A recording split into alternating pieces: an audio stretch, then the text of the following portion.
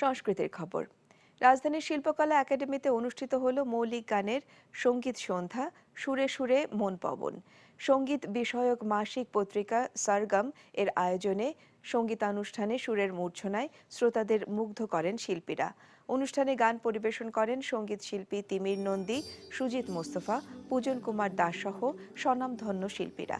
অনুষ্ঠানে গানের সুর এবং কথায় যেমন বিমোহিত হয়েছেন দর্শকেরা, তেমনি রাগাশ্রিত সুরও ছিল হৃদয় ছোঁয়া। সঙ্গীত সন্ধ্যায় প্রধান অতিথি ছিলেন পঞ্চগড় ১ আসনের সংসদ সদস্য নাইমুজ্জামান ভূঁইয়া মুক্তা। বিশেষ অতিথি ছিলেন ২১শে পদকপ্রাপ্ত সুরকার ও সঙ্গীত পরিচালক শেখ সাদি খান ও শিল্পী মাহমুদ সেলিম।